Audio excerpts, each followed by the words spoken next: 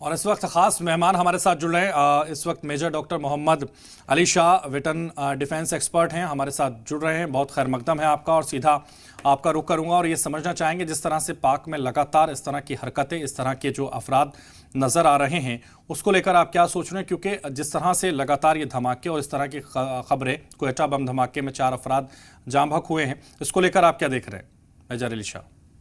जी, पाकिस्तान में दरअसल अभी उनकी प्रायोरिटी क्या होनी चाहिए? उनकी प्रायोरिटी होनी चाहिए उनकी इकोनॉमी जो गिर रही है उसको रिवाइव करना। लेकिन वहां पे उग्रवाद आप देखिए, वहां पे जो तहरीके तालिबान पाकिस्तान है वो नाक में दम कर रखी है वहां पे बिल्कुल।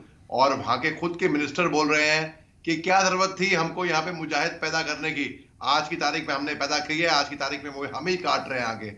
तो जो एक सांप पालता है बेसिकली ये सोच के कि सांप हमको नहीं काटेगा, हमारे पड़ोसी को काटेगा, वो घूम फिर के सांप ऐसा होता है कि वो काट लेगा उसी को ही। तो इसलिए इसलिए पाकिस्तान के बुरे हाल है। और फिर भी ये ऑब्सेशन नहीं छोड़ते हैं दो चीजों से, एक तो इमरान खान और दूसरा कश्मीर। और ये अपना घर अंदर से नहीं सुधारते, इसी के लिए ही इनके अंदर इतनी दिक्कतें हो रही हैं। आप देखिए सुसाइड हमला क्वेटा में, पेशावर में, लाहौर में, इस्लामाबाद में, कितने कहां तक कभी सुना है हैदर भाई आपने? स्कूल के मासूम बच्चे, छोटे छोटे बच्चे बेचारे, उनको शहादत प्राप्त हो रही है, उनको मार रहे हैं आके उनके। भाई मैं तो नहीं सुना कहीं पे। और इनके इतने बुरे हाल हैं, ये सुधरने के लिए राजी नहीं है बिल्कुल भी। ये सुधर के राजी नहीं है बिल्कुल भी। इनकी ऐसी दिक्कत आएगी इनको, ऑलरेडी ये बिल्कुल बिखर गए हैं अभी। यहाँ पे देखिए मेजर मोहम्मद अली शाह, जो धमाका आज हुआ है, इस धमाके को आप कैसे देखते हैं? क्योंकि पुलिस को टारगेट किया जा रहा था, क्या ये कोई साजिश है या पुलिस को इस टारगेट करने की कोई वजह? जी हाँ, बिल्कुल, ये पुलिस को ही टारगेट करेंगे। देखिए ये पुलिस को करेंगे तो आर्मी को करेंगे। ये तो ये हो सकता है कि जिन्होंने, जिस संगठन ने, जिस आउटफिट ने इसको अंजाम दिया है, उनकी इतनी हिम्मत नहीं होगी कि मिलिट्री आर्मी से भिड़े, तो उन्होंने पुलिस में कर दिया। और पहले भी पुलिस लाइंस में, मस्जिद में हमले हो चुके हैं भैया। तो कोई नई बात तो है नहीं पाकिस्तान के लिए। पाकिस्तान के लिए बड़ी आम बात हो गई। अब तो बात ऐसी हो गई कि आपको मैं एक एग्जांपल देता हूं। मैं 2003 में, आज से 20 साल पहले, मैं लाइन ऑफ कंट्रोल पे ड्यूटी कर रहा था। तो बिल्कुल 30 मीटर के फासले पे पाकिस्तान की पोस्ट थी और तब सीज फायर नहीं हुआ था, सीज फायर उसके बाद में हुआ। तो रोजाना आए दिन घड़ी घड़ी, घंटा घंटा, मिनट मिनट वहां पे फायरिंग होती थी, आर्टिलरी शेलिंग, कभी गोलियां बरसा रहे हैं। तो जब मैं नया नया था तो बड़ी वो चौंकाने वाली बात थी। उसके बाद आदत बन गई मेरे को कि भाई ये गोली आएगी वहां से। अब फिर आदत ऐसी हो गई कि गोलियां आ रही हैं बंकर में के ऊपर से उड़ रही हैं, हम लोग बैठ के चाय पी रहे हैं, अगर बोर हो गए तो हम भी अपनी AK-47 या LMG लगा के धत वहां पे फायरिंग कर देंगे। बस वही हाल अभी पाकिस्तान का हो गया है। इतनी आम बात हो गई है ना वहां पे, गोलीबारी, हमले, बम धमाके, कि अगर कोई गुजर रहा है तो बस जैसे कि हम आम तौर पे हम देखते हैं एक्सीडेंट हुआ है, हम 1 सेकंड के लिए रुक के देख लेंगे, वैसे ही पाकिस्तान के लिए बड़ी आम बात हो गई। बिल्कुल सही कहा आपने मेजर मोहम्मद अली शाह, के बहुत आम बात हो गई है वहां। और मैं भी कहीं पढ़ रहा था कि वहां ये पता नहीं चलता, नमाज पढ़ने जा रहे हैं तो बम फट जाता है, कहीं आपको कुछ सामान खरीदने मार्केट जा रहे हैं तो वहां बम फट जाता है। ये खुद उन्होंने जो पेड़ बोए हैं उसी का फल वहां मिल रहा है। यानी जो आपने कहा कि जब सांप पालोगे तो नुकसान तो होगा उसका।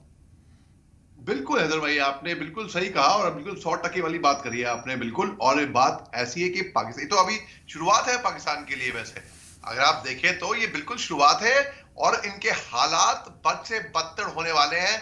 और देखिए पाकिस्तान में ऑलरेडी प्रोटेस्ट चल रही हैं। वहां पे जो पाकिस्तान ऑक्यूपाइड कश्मीर जो उन्होंने इलीगल ऑक्यूपाइड कर रखा है वहां पे, वो लोग कह रहे हैं, वो लोग पछता रहे हैं आज की तारीख में कि 1947 में क्यों ये इनके बाप दादा वहां पे पाकिस्तान जाके रह गए वहां पे। भाई हम तो बहुत खुश हैं कि भाई हमारे बाप दादा हैदर भाई, उन्होंने एक अच्छा डिसीजन लिया कम से कम कि वो सरहद के उस पार नहीं गए। भाई हम लोग इस तरफ रहे, हमारे पास तो वो चॉइस थी, बड़ा खुशी की बात है। भाई वो लोग पछता रहे हैं, रो रहे हैं, बिल्कुल उनको समझ में नहीं आ रहा क्या हो रहा है। मैं देख रहा हूँ यूट्यूब पे आरजू कासमी, पाकिस्तानी की जर्नलिस्ट है, उन्होंने बोला है उनके भाई उनके दादाजी ये बहुत बड़ी गलती कर बैठे, उस तरीके से। और आम पाकिस्तानी जर्नलिस्ट है जो पछता रहे हैं आज की तारीख में पाकिस्तान में।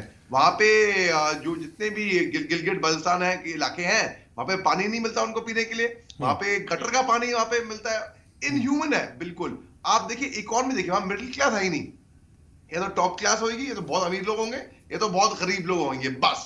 और जी। जो बहुत गरीब लोग हैं उनके लिए मेरे को बुरा लगता है, क्योंकि उनकी तो कोई गलती नहीं है, मगर बम धमाके हो रहे हैं। ये देखिए, वहां पे सियासत ऐसी है ना, कुर्सी के ऐसे भूखे हैं वहां पे, और मिलिट्री सियासत में आ गई, जहां पे मिलिट्री ने सियासत के साथ हाथ मिला लिए। आप देखिए नतीजा, पाकिस्तान का जो हशर हुआ है, ऐसा हशर होएगा, ये एक केस स्टडी है दुनिया भर को सीखने के लिए कि मिलिट्री, तभी तो हिंदुस्तान की मिलिट्री जो है वो बिल्कुल ए है। हम लोग कई पॉलिटिक्स में दखल अंदाजी मिलिट्री में नहीं देखते हैं। पाकिस्तान की हर एक चीज मिलिट्री ही डिक्टेट करेगी। वहां पे रावलपिंडी से ऑर्डर आते हैं, वहां पे इस्लामाबाद से नहीं आते, वहां पे पाकिस्तान की मिलिट्री रूल करती है। पाकिस्तान के प्रधानमंत्री, राष्ट्रपति कुछ नहीं है, वो कठपुतली है मिलिट्री के आगे। वहां पे जनरल असीम मुनीर है, वो बताएंगे, वो चलाएंगे सत्ता, वो बताएंगे क्या होना है। और जहां पे ऐसा हुआ वहां पे आप देखिए मुखालफत तो होगी होगी, और वहीं पे इसीलिए ही वहां पे बम धमाके हो रहे हैं, वहां पे मिलिटेंसी हो रही है वहां पे, और ये भुगत रहे हैं उसका खामियाजा। बिल्कुल बिल्कुल, इसका खामियाजा भुगत रहे हैं लगातार। और जो आपने कहा कि वाकई अब जो है ये खुद खामियाजा भुगत रहे हैं, लेकिन हाँ वाकई ये भी दर्द की बात है कि उन लोगों का क्या कसूर है जो लोग वहाँ गुर्बत की ज़िंदगी गुजार रहे हैं, वो कहीं बम धमाकों में अगर मर जाते हैं या वो हलाक हो जाते हैं, तो ये वाकई दुख की बात है। लेकिन ये समझने को तैयार ही नहीं है पाकिस्तान, जबकि दूसरों को हमेशा सलाह देते रहते हैं। खुद के यहाँ बहुत ज़्यादा परेशानियाँ हैं, अगर परेशानियाँ हैं तो ठीक है, लेकिन अगर बम धमाकों में अचानक कोई मर जाता है, ये तो बहुत बड़ी दुख की बात है। बिल्कुल हैदर भाई, इसमें और मैं आपको बताऊं, आप किसी भी फौजी से पूछ लिए कभी भी कहीं पे भी दुनिया भर में, हिंदुस्तान में नहीं दुनिया भर में, उसके लिए ये बम धमाके, गोलीबारी और ये वॉर और जंग के किस्से सुनाने या सुनने या बात करना बहुत मुश्किल होगा उसके लिए, क्योंकि हमने हकीकत में फर्स्ट हैंड ये खून खराबा देखा है। अपने साथियों को अपनी बाहों में खोते हुए मैंने महसूस किया है। वो फीलिंग क्या होती है आज तक मैं याद करता हूं, मेरे रोंगटे खड़े हो जाते हैं हैदर भाई। और मैंने सबसे मुश्किल काम फौज में मैंने क्या करा, ये नहीं कि गोलियां देखी हैं ना, सबसे मुश्किल काम मैंने ये किया जब मैंने किसी शहीद के घर पे फोन लगाया और बताया उसकी विधवा को या उसके माँ बाप को या उसके बच्चों को कि उनका जो वॉर दुनिया में नहीं रहा। अब पाकिस्तान में तो आए दिन, ये तो आए दिन हो गए, बिल्कुल आम बात हो गई। और पता नहीं ये क्या तमाशा बना के रखे हैं ये लोग चीन से भी हाथ मिला के, चीन बोल रहा है ये जमीन हमें दे रहे हैं, चीन बोल रहा है ये करो, उनके कठपुतले में नाच रहे हैं। आज की तारीख में भिखारी का कटोरा लेकर दुनिया भर में, ये मैं नहीं कह रहा, ये इमरान खान ने खुद कहा है, अपनी जुबान से बोला है। बिल्कुल बिल्कुल बिल्कुल, ये पाकिस्तानी खुद कह रहे हैं और वहां के जो जिम्मेदार हैं वो खुद बता रहे हैं वहां की स्थिति क्या है, लेकिन इसके जिम्मेदार भी वो खुद हैं, ये भी 100% की एक बात है। और सबसे बड़ी बात यह है कि आपने कहा कि हिंदुस्तान जो मुल्क है वो बताता है, वो सिखाता है कि आर्मी में किसी का कोई इन्वॉल्वमेंट नहीं है, और ये फख्र है मुझे भी और आपको भी। आप बने रहिए हमारे साथ, यहाँ एक छोटे से ब्रेक के लिए रुक रहे हैं, फौरन हाजिर हो रहे हैं।